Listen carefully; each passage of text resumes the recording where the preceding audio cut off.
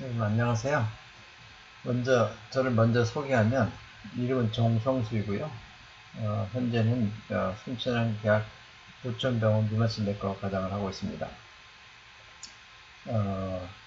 제가 1986년에 이제 한양의대를 졸업하고, 군대를 제외하고는 이제 줄곧 한양의대 류마티내과 거기서 교수를 2003년까지 역임을 했습니다. 제가 있었던 시기는 1993년에서 2003년까지 한양대 교수를 했었는데, 그 당시 98년에 제가 미국에 연수를 가게 되었습니다. 예일대학의 임무노바이올로지 랩에 연수를 가게 되었고, 이때 자가 면역 질환 연구를 하게 되었는데, 포스닥으로서 기초과학 연구를 했습니다. 기초과학을 연구를 하다 보니까 이쪽 분야에 이제 관심을 갖게 되고 공부를 하다 보니까 질병에 대해서 좀 더 깊이 이해하게 되고, 환자를 볼 때 굉장히 과학적이고 합리적인 그 접근을 하는 데 많이 도움이 되었습니다.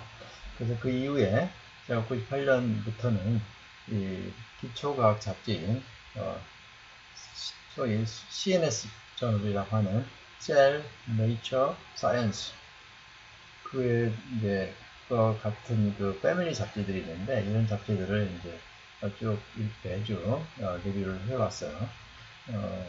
그런데 이제 이게 모든 저널을 제가 본 게 아니고, 이제 저희 생명과학의 특히 면역학적인 거, 통증에 관련된 이런 분야를 이제 쭉 리뷰를 해왔습니다. 그리고 이런 지식들이 많이 이제 오랫동안 축적이 되었다 보니까, 기존에 가지고 있었던 임상 그 접근 방법을 기초과학적인 그런 지식을 가지고 접근하는 방식으로 재조명이 되는 것 같습니다. 그래서 이제 그런 부분들에 대해서 여러분들하고 한번 쉐어를 해보고자 합니다. 우선, 그러기 전에 이제 그 생명과학에서 가장 중요하다고 생각되는 게 이제 호메오스타시스라는 용어가 있는데, 이 호메오스타시스에 대해서 조금 이해를 해야 생명 현상을 좀 더 잘 이해할 수 있을 거라고 생각이 돼서 이 부분에 대해서 잠깐 좀 훑어보고 넘어가겠습니다. 이 생명에 대해서 생명과학자가 보는 그런 생명하고 이 물리학자들, 특히 이렇게 양자물리학을 하시는 분들, 천재적인 그런 물리학자들이 보는 관점이 조금 다른 관점으로 본다는 것을 제가 물리학을 조금씩 하면서 알게 되었는데, 이 슈레딩거라는 사람은 고양이 얘기로 유명하죠. 이분이 이제 1944년에 발표한 그런 책이 있어요. 생명이란 무엇인가, What is Life라는 그런 책을 썼는데, 이제 물리학자가 써놓은 책이기 때문에 내용이 너무 어렵고, 그래서 제가 그런 부분을 다 이해할 수는 없지만, 중요한 포인트는 뭐냐면 두 가지 단어로 요약이 돼요. 생명이란 뭐냐, 생명의 본질이 뭐냐, 그러면 정보다. 그 정보가 표현되는 방식이 네가티브 엔트로피에 의해서 표현이 된다는 거죠. 다시 말하면 네가티브 엔트로피라는 건 뭐냐면은, 엔트로피는 무질서도를 얘기하는 거죠. 무질서의 네가티브니까 아주 질서정연하게 정보가 표현되는 그런 과정이 생명의 현상이라고 얘기하는 거죠. 그리고 이제 식물을 보면 대표적으로 어떤 그 정보가 표현되려고 그러면 네가티브 엔트로피 상태를 만들려고 그러면 에너지가 필요한데, 그 에너지는 우리가 지구상에서는 태양의 에너지를 받아가지고 식물들이 햇빛을 받아야 꽃이 피고 나무 잎이 열리고 그렇죠. 그래서 이런 거를 사람에서는, 생명체에서는, 식물에서는 이제 그 에너지를 물질 대사를 통해서 얻어지는 거죠. 그래서 이 생명의 본질이 이 네가티브 엔트로피와 정보다라는 것을 이제 우리가 이해를 하고요. 그 다음에 생명의 속성은 뭐냐면은, 이 사람이나 이 동물들은 이 생명의 그 단위가, 기본 단위가 세포예요. 그래서 세포는 굉장히 자체 하나만 가지고도 완전히 생명체 역할을 하죠. 잘 오가나이즈가 되어 있습니다. 그리고 이 세포가 계속 유지하려고 그러면 이 물질 대사에서 엔트로피가 낮은 상태를 유지하고 또 정보를 계속 늘려가죠. 그리고 이 세포가 분열하잖아요. 번식하고 또 계속 그 정보를 계속 전달하는 유전 현상을 보입니다. 또 생명체는 계속 어떤 환경에 대해서 변화를 하죠. 그러면서 진화해야 되는 거고, 그래서 일시적으로는, 단기적으로는 환경의 변화에 대해서 거기에서 계속 반응하면서 피드백을 통해서 어느 최상의 상태의 일정한 상태를 유지하기 위해서 그런 기능들을 하는 거죠. 이런 기능들이 뭐냐면 이 호메오스타시스다라고 얘기할 수 있습니다. 생명과학 말하는, 그리고 보통 이제 본과 1학년 때 그 생리학 시간을 배우죠.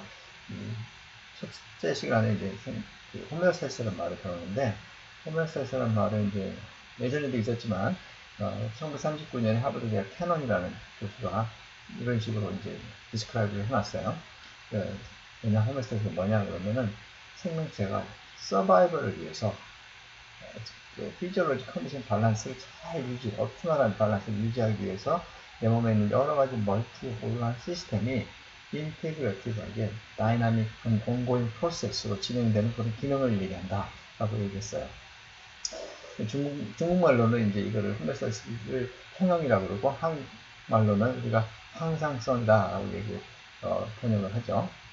그러면 이제 이 생명과학, 우리 의사들이 가장 관심 있는 거 뭐냐면, 임상의사가 관심 있는 건 질병에 대해서 이해를 잘 해야 되는 거고, 그 질병을 잘 이해해야만 우리가 이제 임상에서 환자한테 치료로서 가장 현실적이고 과학적인 치료를 할 수 있는 거죠. 그럼 병이 왜 생기느냐? 라고 얘기했을 때, 쉽게 말하면, 호메오스타시스의 밸런스가 깨진 거다라고 얘기할 수 있어요.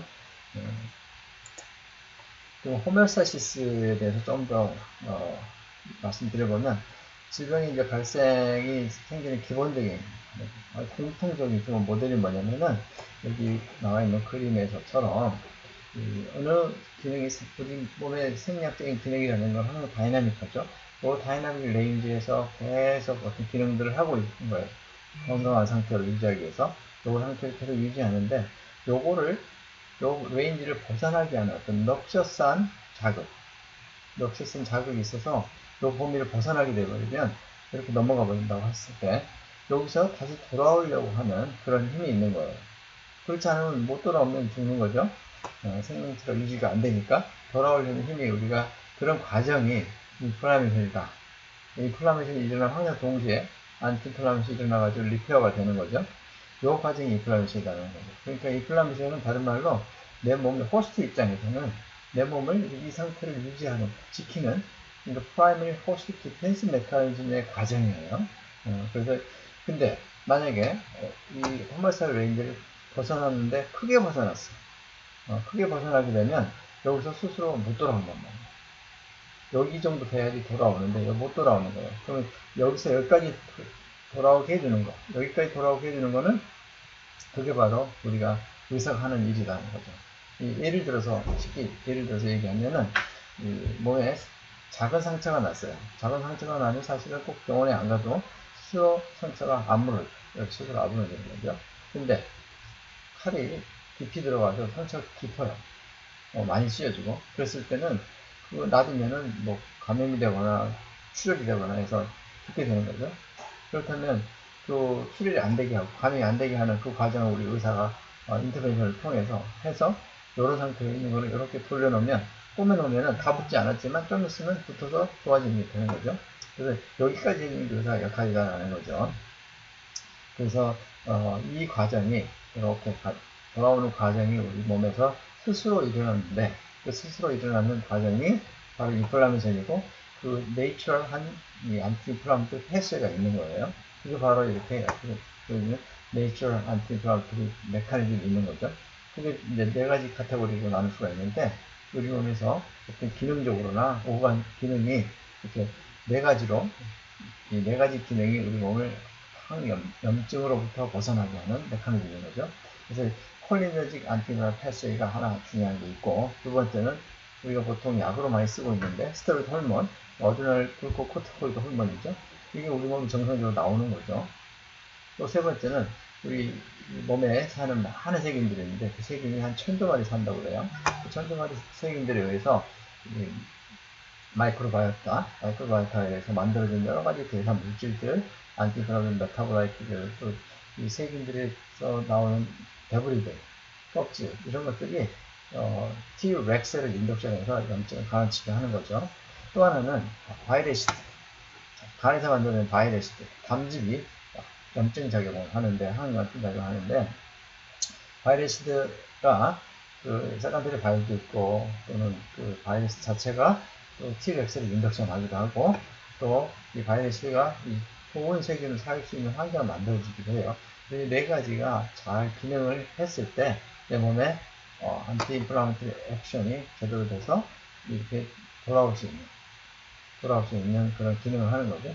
그러면 이 인플라메이션이 일어나는 그런 패턴이 있는데, 인플라메이션이라는 거는 우리가 보통 말하는 클래식 인플라메이션을 우리가 면역 염증이라고 그러는데, 그 염증이라는 게 이제 두 가지 패턴으로 나타나요. 실제로는 왜냐면은 우리 몸에 다음 보시면은 염증 유발 요인이 뭐냐면은 외적인 요인이 있죠. 세균이나 바이러스, 기생충, 화학물질, 알러겐, 메탈, 먼지 이런 것들이 있고, 내적 요인, 내부에서 생겨나는 거예요. 셀 데브리, 미토콘드리아 프로덕트, 엔도제너스 레트로바이러스 이런 것들이 있어요. 이런 것들에 의해서 우리 몸에 어떤 넋셔성, 어떤 해로운 그런 물질들이 되는데, 이런 것들이 염증을 유발시키는 거예요. 그럼 이런 것들을 감지하는 시스템이 있는데, 우리 몸에서 이걸 감지하려고 그러면 이 센서가 있어야 되죠. 그 센서가 첫 번째로 이 감각신경의 말단에 있는 노스세타예요. 노스세타. 감각신경줄이 있으면 끝에 노스세타가 있는데, 이 노스세타는 많은 이런 물질들뿐만 아니라 뭘 또 인지하냐면, 우리 몸에 이런 거 말고도 그 메카니컬한 것도 있죠. 압력 같은 거. 압력이 세면은 손상이 되죠. 압력 같은 거. 또는 또 온도, 뜨겁거나 아주 얼음처럼 차가운 그런 것도 몸 손상을 줄 수 있죠. 그런 것도 인지하죠. 노스세타는. 그리고 또 하나는 애시딕한 거, 이런 것도 인지해요. 그리고 ATP라는 그런 물질, 우리 몸에 에너지를 쓰는 ATP가 세포 바깥으로 나와서 이렇게 나오면은 또 염증을 유발시키는데, 이 ATP가 이런 것들 다 인지하는 게 노스세타예요.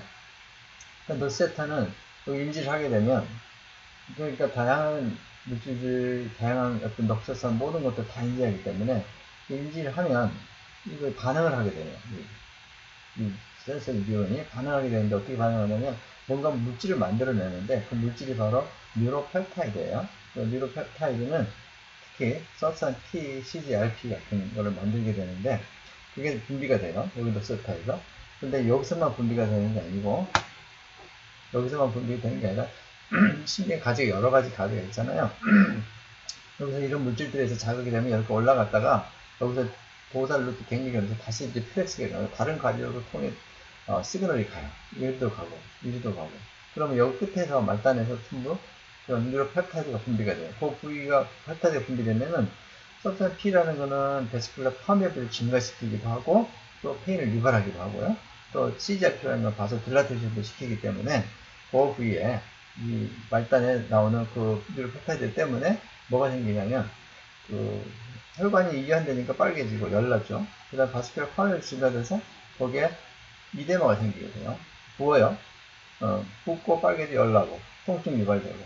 그러니까 그 부위에 기능이 떨어지죠. 그러니까 이 5가지의 카디널 인플라메이션 사인이 생기는 거예요. 그러니까 이렇게 생기는 염증을 우리가 뉴로제닉 인플라메이션이라고 그러고요. 또 하나 이제 넉셀선 스티뮬레 이런 것들이 이제 선천 면역세포. 그러니까 인네이트 이뮤셀, 네크로파지, 덴드릭셀, 또 뉴트로필 이런 것들, 에오지노필 이런 것들이 가지고 있는 콜라겐 세포가 있어요. 여기 인지를 하게 되는데, 여기 인지하게 되면 이 면역세포이기 때문에 면역세포가 만드는 거는 사이토카인, 인플라메이터리 미디에이터 이런 것들을 만들어요. 사이토카인 톨라피세터에 의해서 사이토카인이 뭐가 나오냐면 TNF-알파라든지 IL-1, IL-6 같은 게 만들어져요. 특히 세포 바깥에 있는 리셉터가 있고 톨라피세터가 세포 안에도 있어요. 왜 세포 안에도 필요하냐면 세포 바깥 세균은 여기 세포 바깥에서 이렇게 이제 예를 들어서 그럼 네가티브 오르가즘이다. 그럼 엔도톡신이라는 거를 인지하는 톨라피세터 4가 있어요. 4가.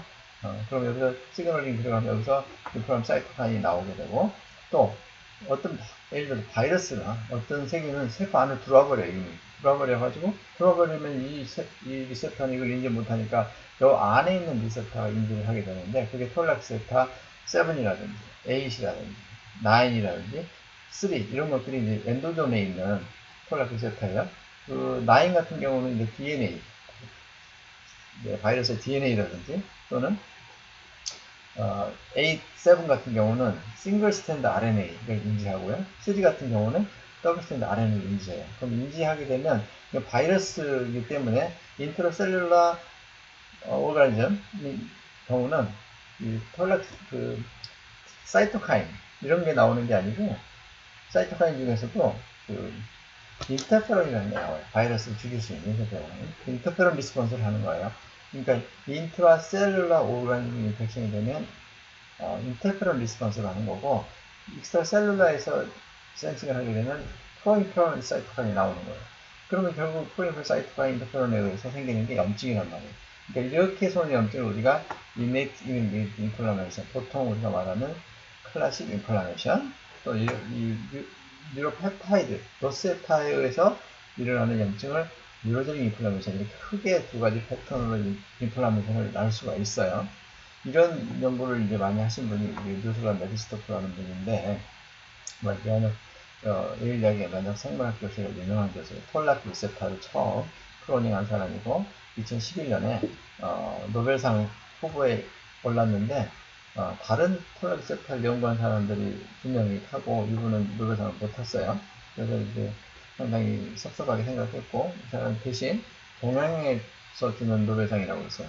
쇼 프라이드라고 해서 그 동양의 노벨상이라고 하는 노벨상을 같은 해에 탔어요. 이분이.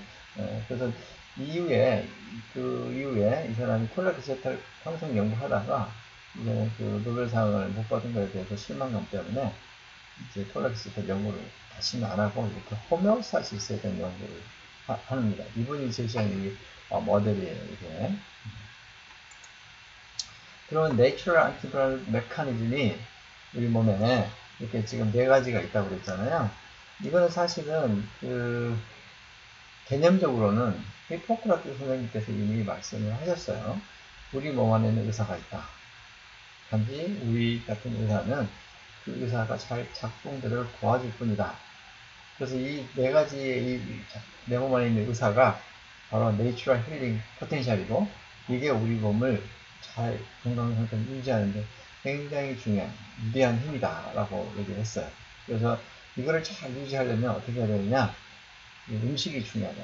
음식. Our food should be our medicine이다.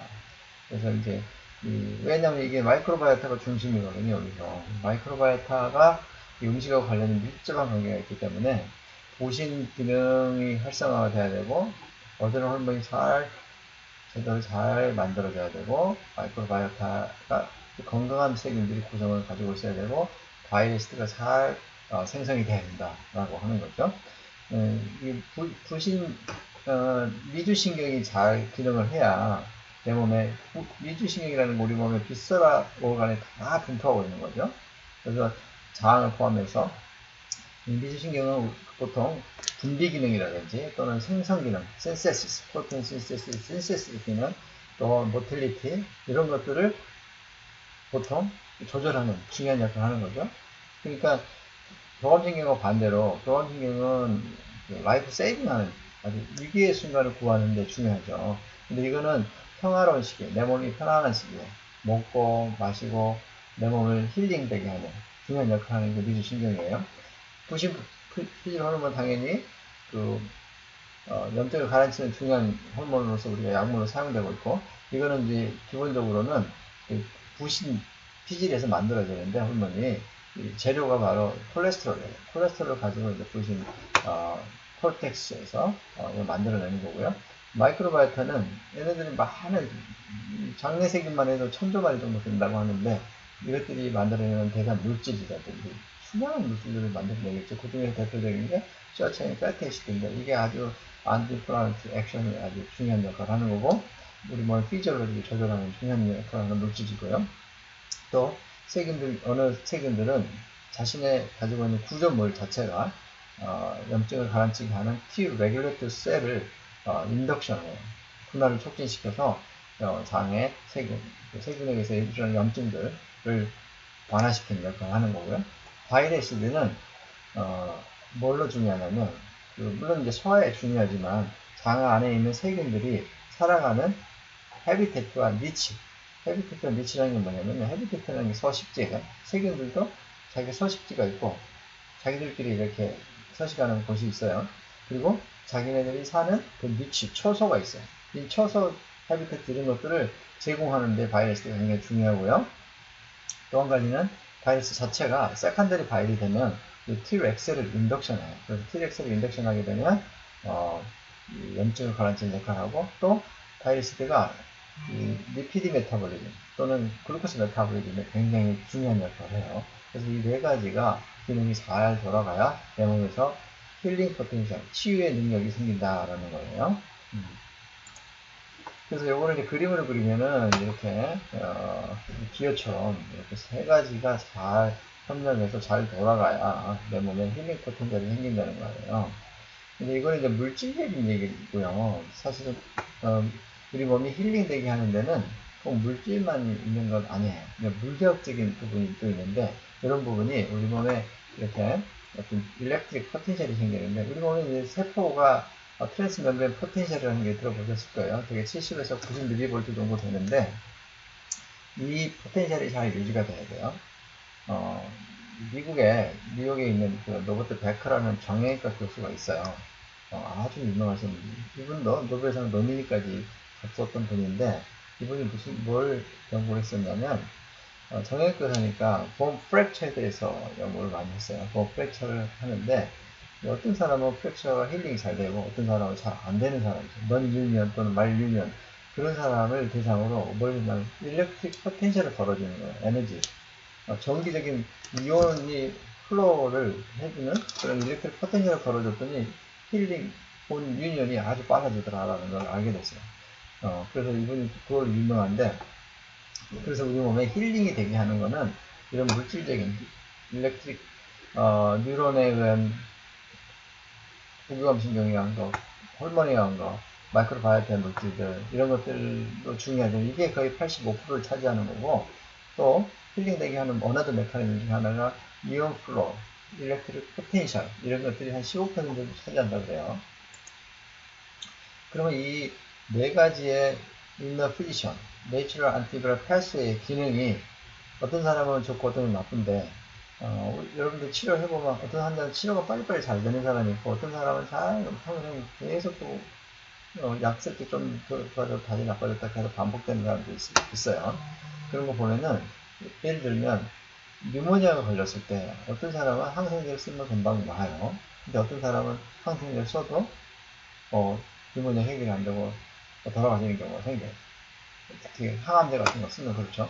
그러니까 항암제 같은 거 쓰면은 아까 말한 네 가지 기능이 굉장히 서프레션 되는 거예요. 이니비션 된단 말이에요.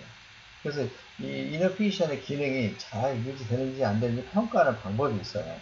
이 방법이 이게 스케리탈 머슬을 특히 이런 스케리탈 머슬을 미학적인 검사, 무브먼트를 시켜보고 또는 팔페이션 해보고 또는 텐데니스, 어시메트리 이런 것들을 봐서 특히 레티스미 도지, 사크로스피날리스, 럼보이데스, 오버트라페즈스, 안테세라투스 이 머슬들 대표적으로 진찰해봐서 통증이 있거나 어시메트리가 있다든지 텐데니스가 있다든지 또는 머슬이 뭉쳐있다든지 이런 현상이 보이면 이너 피션이 많이 서프레션 되어 있는 거고요.